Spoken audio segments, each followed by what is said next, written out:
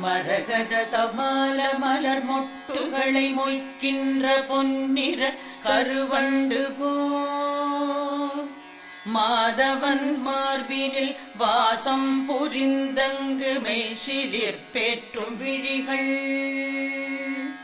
மரகத தமால மலர் மொட்டுகளை மொய்க்கின்ற பொன்னிற கருவண்டு போல் மாதவன் மார்பினில் வாசம் புரிந்தங்கு மெய்சிலிர் பேற்றும் விழிகள். பரவும் பல்வடிவத்தின் செல்வ வளமாகிடும் திருமகளின் அழகு விழிகள்.